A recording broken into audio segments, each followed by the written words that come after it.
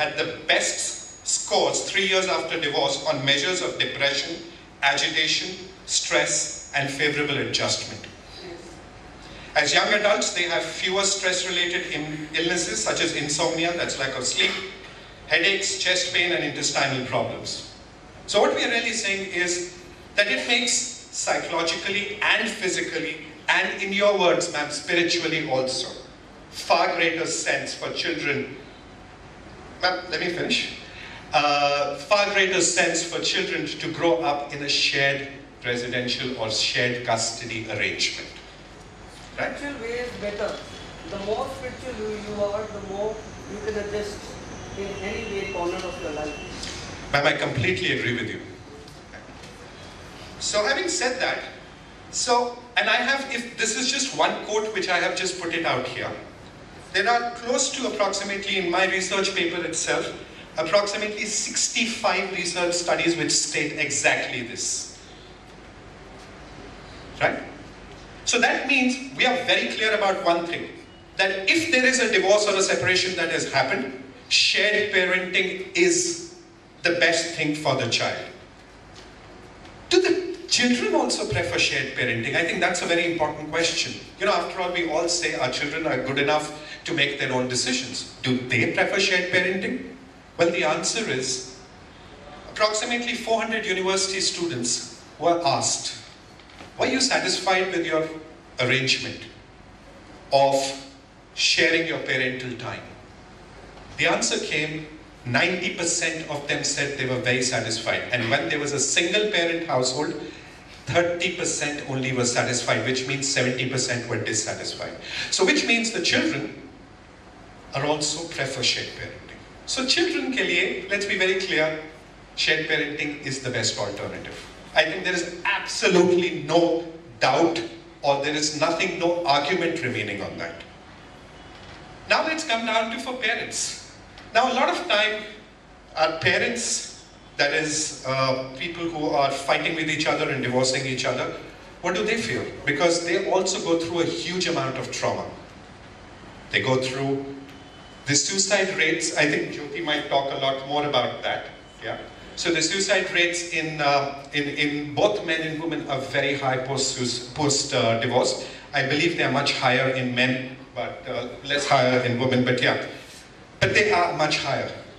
But actually the answer is, when you have shared parenting, there has been enough research done on that, starting from 1999 onwards, which is 17 years now, which say that men and women, that is parents, feel much better, much more satisfied, they are much happier, and the amount of conflict between the two parents is also decreased whenever there is shared parenting. Right? What do our society feel? You know, if I were to just take a very quick poll among, probably about 100, 150 people sitting here and ask you, does it make intuitive, logical sense to you that two people got together to make a child just because they can't get along, right? Shouldn't both of them share equal responsibility and equal rights over the child? Well, such a thing was done for over 530,000 people. And more than 90% of them said yes, shared parenting. So which means even the society believes that the shared parenting is the best thing for children. Today there is a huge talk about gender inequality. A lot of people believe that the women are actually, so to speak, the most suppressed, and they have been historically most suppressed. Well, if we need to get them out of that suppression that they believe, what is the answer to that? Should we give them more child-rearing capabilities, or should we give them a freedom to actually go ahead and express yourself?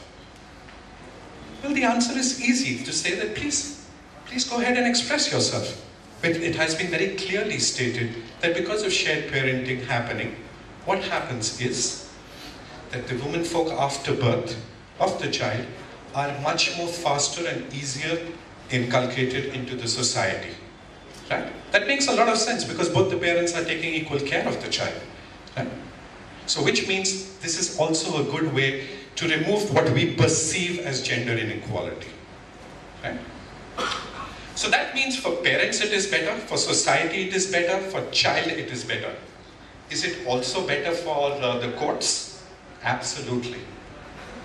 There are 6 countries in which study was done on the court's time before shared parenting was instituted and after shared parenting was instituted. Right?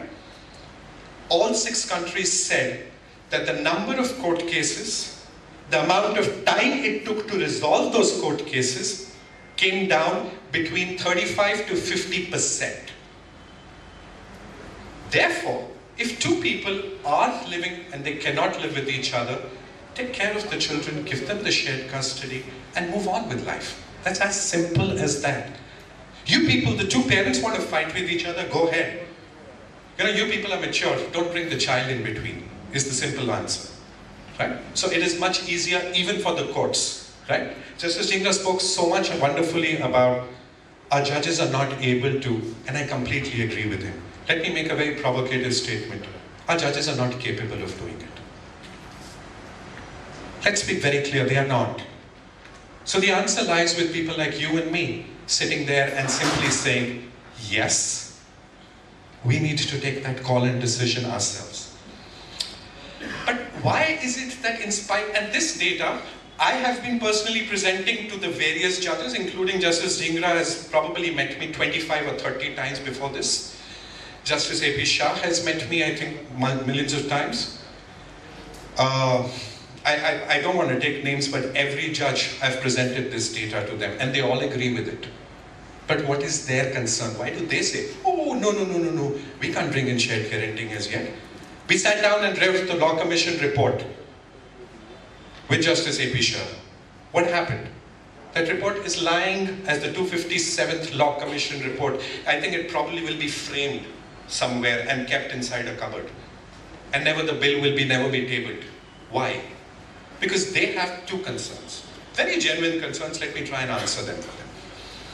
First concern very clearly, they believe that जब मियाँ बीवी बहुत ज़्यादा लड़ रहे होते हैं ना तो बच्चे के लिए बहुत खराब है. That was the simple answer that I got, right, from them.